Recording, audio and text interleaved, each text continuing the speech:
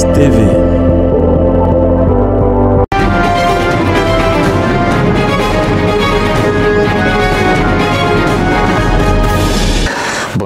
Bonjour à tous, vous êtes sur GFIEMS TV, vous écoutez Sport Matin. Sport Matin, c'est votre émission sportive. Vous savez, on fait une petite balade sportive et tout ce temps, on est focalisé sur la Coupe d'Afrique des Nations Cameroun 2022 parce que c'est la fête du football africain, n'est-ce pas? C'est un mois durant jusqu'au 6 février prochain. Alors, les choses se précisent du côté du Cameroun. Dans cette édition, on parlera du premier tour, le premier tour qui s'est achevé donc ce jeudi, mais on va s'arrêter quand même jusqu'au groupe B et puis mardi prochain on vous parlera du groupe E et du groupe F pour être complet sur le sujet, n'est-ce pas, concernant tout ce qui s'est passé au premier tour. Mais cette édition on parlera des résultats de la troisième et dernière journée du groupe, des groupes A, B, C et D, et on élaborera aussi, n'est-ce pas, tout ce qui a comme conséquence au niveau du classement. Quelques informations vont meubler notre actualité, mais vous allez découvrir avec nous juste après le break. GFIEMS TV. Bonjour, nous sommes donc vendredi, c'est Sport Matin. Sport Matin, c'est sur GFIEMS TV. Les choses se précisent du côté du Cameroun à la CAN 2022 avec la fin du premier tour dans certains groupes, donc notamment le groupe A.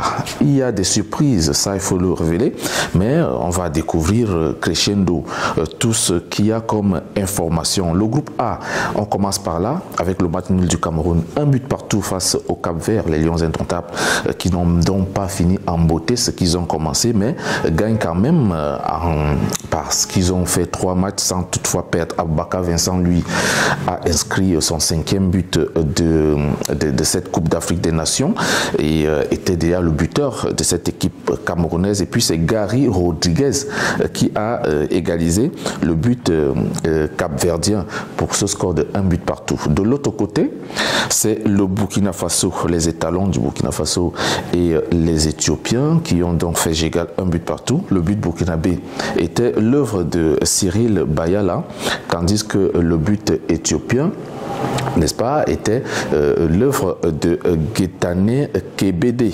On va donc quand même noter qu'il y a eu des conséquences au niveau du classement dans ce groupe, avec le Cameroun qui termine premier de son groupe. Oui, Stéphane, tu vas, n'est-ce pas, garder le tableau parce qu'on va voir les conséquences qui suivent dans ce tableau. Le Cameroun est premier avec 7 points, donc 2 victoires, 1 match nul. Regardez bien, l'équipe des Lions indomptables a la meilleure attaque avec 7 buts marqués et 3 buts concédés, donc un total de plus...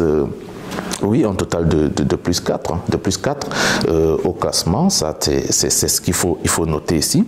Et puis le Burkina Faso, lui, vient en 2e position. L'équipe burkinabé qui n'a pas du tout brillé, mais qui a fait l'essentiel, c'était de retirer cette 2e place malgré les 4 points qu'ils ont eu et puis un goal différent de plus 0 qui, n'est-ce pas, permet quand même aux étalons de garder la 2e place et de se qualifier directement. Le Cap-Vert a le même nombre de points que le Burkina Faso et peut assurer, n'est-ce pas, la meilleure 3e place de ce groupe, dont les Cap-Verdiens sont déjà aussi obligatoirement qualifiés pour les 8e de finale. Ça fait donc que l'Éthiopie reste 4e avec 1 point et fait ses bagages pour rentrer.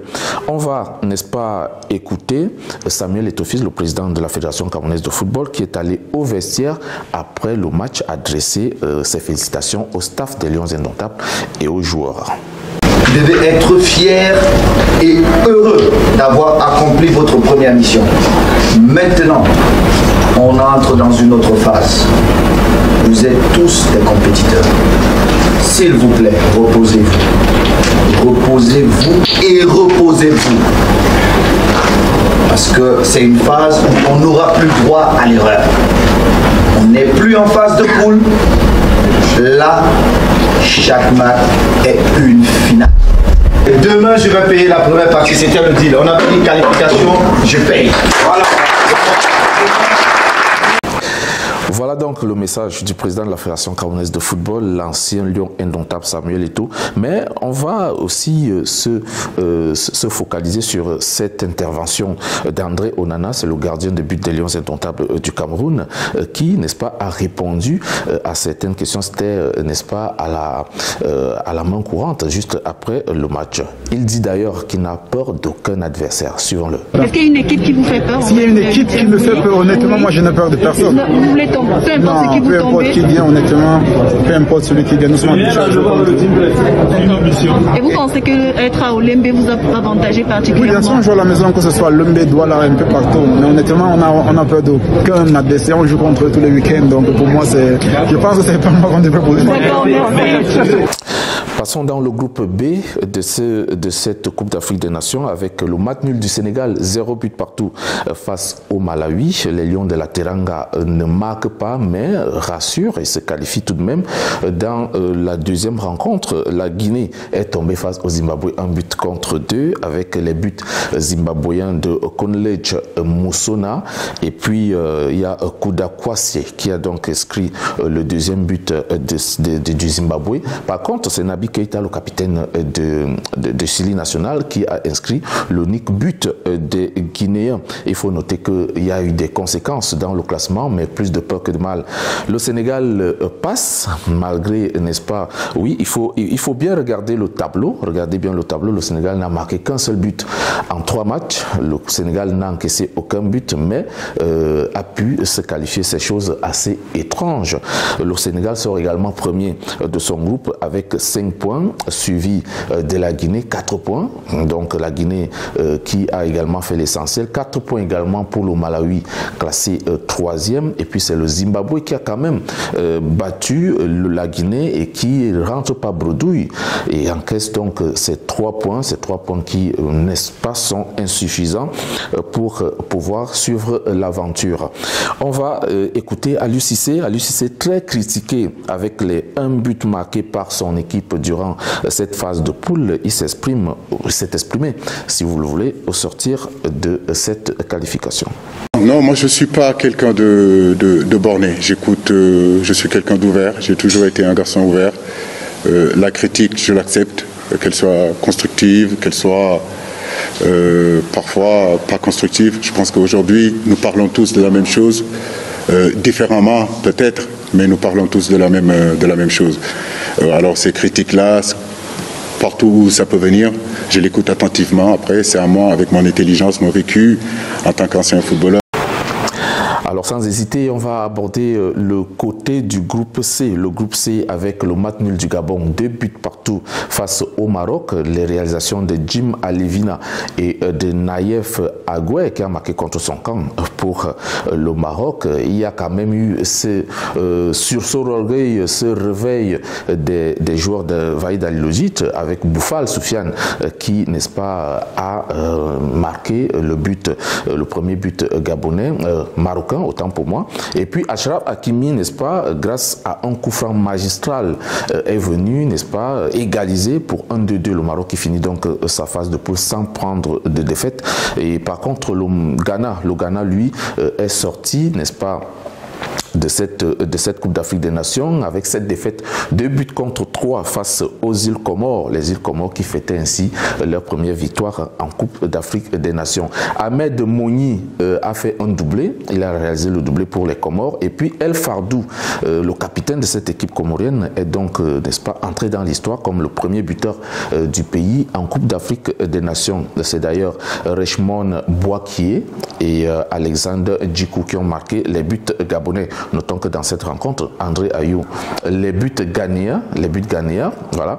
Notons que André Ayou, le capitaine du Ghana, est sorti sur carton rouge. Je vous laisse vivre l'ambiance du vestiaire gabonais juste après cette qualification. Galisé, traumatisé, ouais, vamos.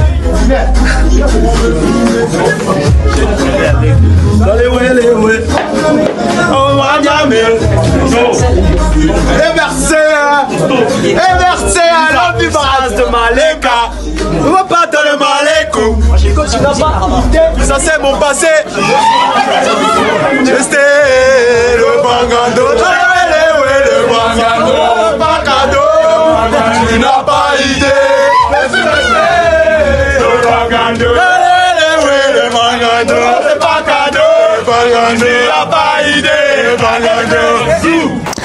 On termine donc, n'est-ce pas, notre tour, parce que je vous ai dit d'ailleurs, on parlera de 4 groupes. Le groupe D.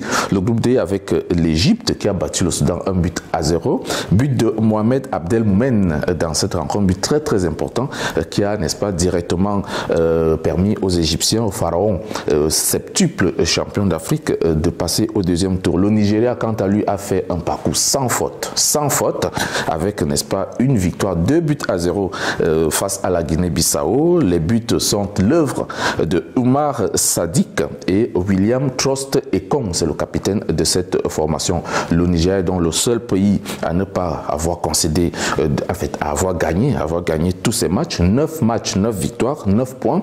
Deuxième, l'Égypte, 6 points. Et puis le Soudan et la Guinée-Bissau ferment la queue avec 1 point chacun. Il faut noter qu'on peut donc déjà faire des petits calculs sur les pays qui vont accéder en 8e de finale. En attendant, comme je vous l'ai dit, les autres groupes E et F dont on vous donnera la quintessence dès mardi prochain. Restons toujours dans la Coupe d'Afrique des Nations pour parler de la Fédération gabonaise de football qui a fait savoir dans un communiqué qu'elle a mis Pierre-Emerick Aubameyang, le capitaine de cette formation et des Panthères du Gabon, et Mario Lemina, l'attaquant de Nice, à la disposition de leur club. C'était pour aller faire des examens approfondis dus au Covid-19. Mais une autre source a révélé que les deux joueurs ont plutôt été expulsés du groupe pour indiscipline.